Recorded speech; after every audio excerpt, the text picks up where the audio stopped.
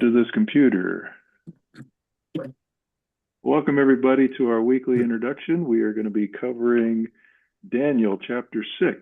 We're on that chapter. If you talk to anybody who knows anything about the Bible and you say, Daniel, what do you think of? They're going to say, oh, the lion's den. So we're on that chapter. We're excited to read through it and see what we learn. The highlights of Daniel chapter 6 is royal officials are going to manipulate the Persian law and make Daniel's prayer illegal. So he's going to get in trouble just for being faithful to God. He's going to continue his prayer despite this legal threat. And this threat, by the way, is reminiscent of what we saw in Exodus 1, and it's counter to Romans 13. You remember the interpretation of Romans 13 is that, the government is ordained by God and therefore do what they tell you. In this case, of course, we're allowed to take exception. The women in Exodus took exception when they did not put the 2-year-old baby Moses to death. And we're going to see Daniel also decline to follow the earthly authority because he's asking them to do something that is counter to God's word. So therein is our escape clause. We don't necessarily follow what the government tells us. If it ever asks us to do what God tells us not to do, or it tells us to not do something God tells us to do.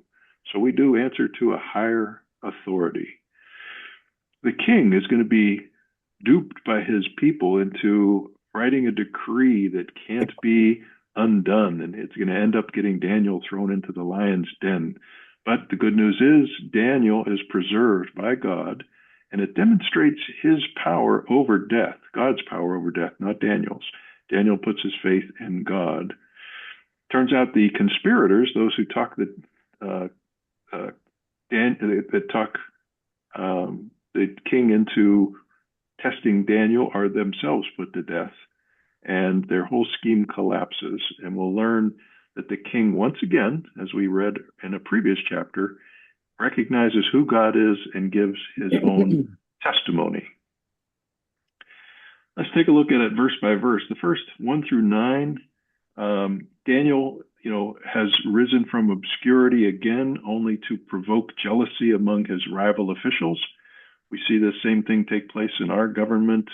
You have somebody who raises their hand and says, I will lead.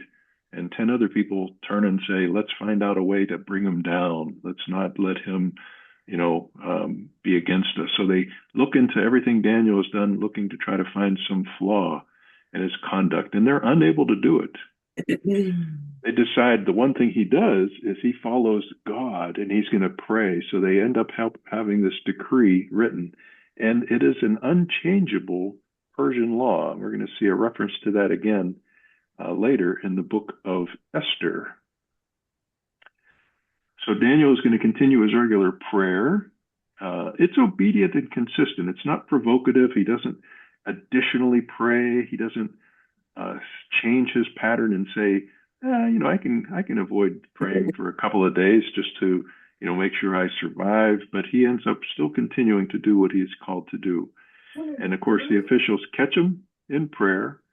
And we're going to see that the faithfulness in daily practice, this was not a new practice for him. He was continuing to do something he had done many, many times. That's what's going to carry us through periods of trial, is our well-worn, knee pads.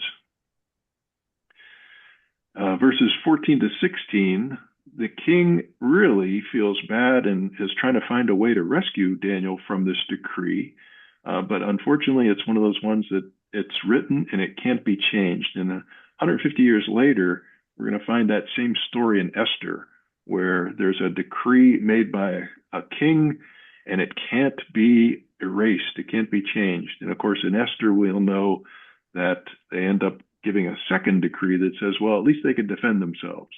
So instead of just killing the Jews, they now pass a decree that the Jews can defend themselves. Daniel is put in the lion's den, and in fact, they seal him in to make sure that nothing can interfere with this. It's not going to be man who interferes with this sentence. And the king is really uneasy, and he ends up having a bad night's sleep. He's more troubled than Daniel is. Verses 18 to 23, the lions' mouths are shut by God.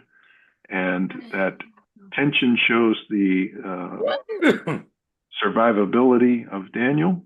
And he ends up coming out and, of course, testifies that God has thereby vindicated his innocence. And it provides a public display of God's power to save. Finally, I mentioned the conspirators face their own judgment. They get thrown into the lion's den, and were the lions permanently disabled? No, they were just temporarily disabled, shut their mouths. They actually make a meal of the conspirators and their wives and their kids. So there's quite a punishment to be paid here for them duping the king into trying to kill his most trusted advisor, Daniel. And we get that confirmation that God is living, enduring, and sovereign over all. As the chapter starts out, there's a little confusion over this name Darius, and we'll hear at the very end in verse 28, Daniel prospered during the reign of Darius and the reign of Cyrus. So to the casual reader, it sounds like two different kings. The challenge we have is that non-biblical sources don't really reference Darius. So we have to have an explanation of who this Darius is. Well, the term Darius means holds the scepter. So there's some that say, well, they're probably talking about the same person. That's just his title. Some say, no, they're two different people. Darius was, a ruler of just Babylon, and Cyrus was the ruler of all of the Persian Empire.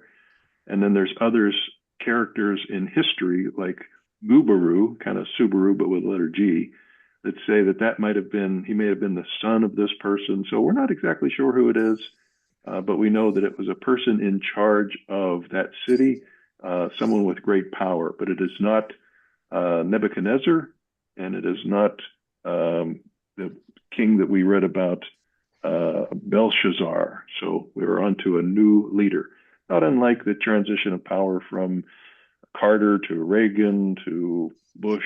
Those kinds of things happened during the lifetime of Daniel. That's what we have. Look forward to sharing the rest.